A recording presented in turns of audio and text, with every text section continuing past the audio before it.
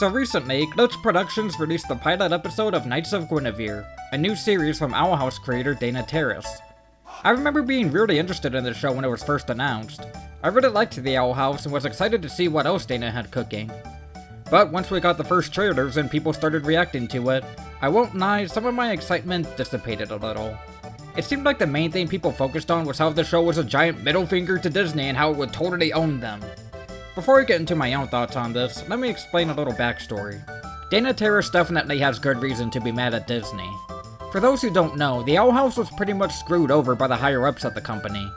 While the show was initially greenlit for a whole third season, at the last minute Disney decided to shorten the last season to a few double-length episodes, leaving Dana and her team to scramble to finish the story. Disney blamed the show's cancellation on a lack of ratings or popularity, despite the fact that the show has always had a strong fan base. But many blamed it on the fact that Owl House was one of the few Disney shows to have prominent LGBT characters, which the company hasn't exactly had the best history with. With all this in mind, the fans and crew of the Owl House were justifiably furious at Disney. So when Dana left the company to develop a show with Glitch, and it was later found out that the show would very obviously take cues from Disney's films and parks, it was easy to assume that this was Dana's way of getting revenge on the company. And this is where I started to get a little worried. Based on the reactions I was seeing, I had a sneaking fear that Knights of Guinevere would be just a huge hit piece on Disney with little else to offer. Not unlike something like, say, Escape from Tomorrow, whose sole message was just screw Disney without actually saying anything of substance about the company. Now before I say anything else, let me make it perfectly clear that I absolutely do not blame Dana for going after Disney, nor do I think the company is above criticism. Despite me being basically a Disney adult, I'm not afraid to call out their bullshit when I see it, and boy, they've definitely had a lot of that lately. But most of my problems lie not with the artists who actually create the things we love, but the greedy corporate side of the company who constantly screws them over. With that said, I definitely understand why people would be so vocal about not supporting the company, but sometimes I feel that the hate spills over to the regular people who just enjoy their movies, shows, and parks, which I honestly think is just mean. This is one of my many problems with Escape from Tomorrow, and I was worried Knights of Guinevere would fall into the same trap.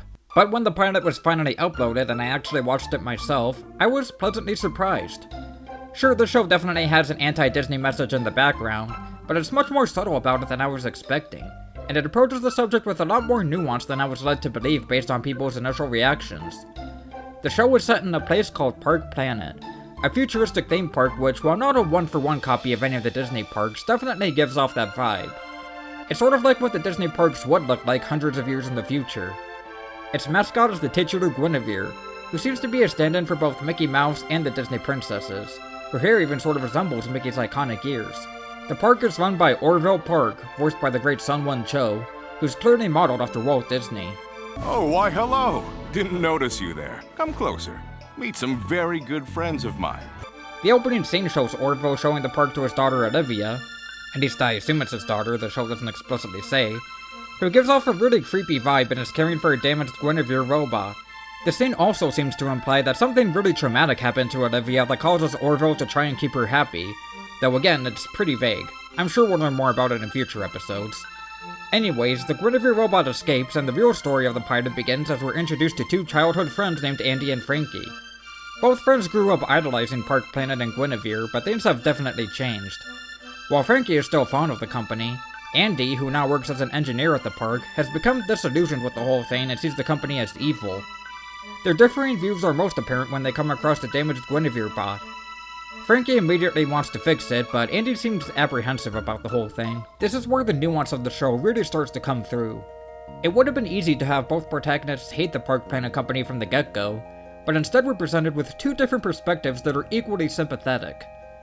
Of course, it's understandable why Andy would hate the corporation after seeing firsthand how it treats its employees, but you could also see why Frankie still holds on to a bit of her nostalgia for the brand.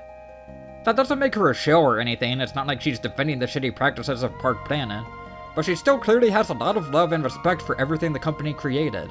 And now you make stuff that gives other people memories like that. I just think that's cool as shit, D. Right, Guinevere? That's right! Out of all the characters in the show, I personally relate the most to Frankie. I'm a lifelong Disney fan and will never shy away from praising its movies and shows, but I also can't defend some of the really shady business practices they've done over the years. People are constantly making fun of Disney adults for simply enjoying what Disney puts out, but many of those people aren't really doing anything wrong or, again, supporting the company's evil practices. A good recent example is how people responded to the censorship of Jimmy Kimmel, when many, including so-called Disney adults, canceled their Disney Plus subscriptions. Basically what I'm saying is that Knights of Guinevere understands this. It doesn't attack the regular people who simply like corporate-produced art, but instead goes after the companies themselves who actually deserve the criticism. We are all victims of the park, but everyone's so busy picking apart each other, they don't see the corporate hand at the wheel. You think a cog like me has power? This leads me to my next point. Knights of Guinevere isn't just criticizing Disney, it's criticizing all types of corporate greed. As much shit as Disney deservedly gets for its business practices, let's be real, they're not the only guilty ones. Plenty of media companies have done things just as bad if not worse than Disney, which is why I think it's kinda weird that people tend to focus their attention on Disney so much. But anyways, in my opinion, Park Planet and the way they treat their employees is, in my view, not just a metaphor for Disney, but a stand-in for any giant media corporation. You could apply its dystopian structure hidden under a shiny exterior to almost any company outside of Disney.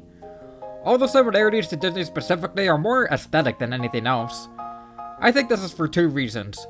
One is that Disney is just an easy target, and the other is, again, Dana Terrace has every right to go after Disney specifically after how they treated her show. All in all, Knights of Guinevere is so much more interesting than I was expecting. On top of just being well written, having gorgeous animation, and creating an interesting world, it approaches its anti-corporate message with a more mature and nuanced perspective than I expected. But of course, with the internet being the internet, I don't expect people to catch on to that, and instead use the show as an excuse to hate Disney and all of its fans. Even after the pilot came out, I've noticed plenty of posts, videos, and shorts claiming it destroys Disney and all that crap. I've even seen some wild conspiracy theories relating to Disney's upcoming animated film Hexed, which was coincidentally announced right around when Knights of Guinevere's first trailer dropped.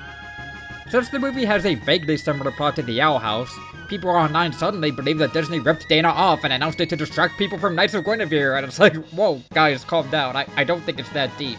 In fact, Hexed was probably in development before Owl House even came out. Again, you can hate Disney all you want, but if you do shit like this, you're just making yourself and the creatives of both Disney and Glitch Productions look bad. Seriously, there are legitimate reasons to hate Disney. You don't need to make stuff up to justify your opinion. But all of that aside, one thing's for certain. I'm proud of Dana and the rest of the Knights of Guinevere team, and I'm so excited to see what else the show has in store.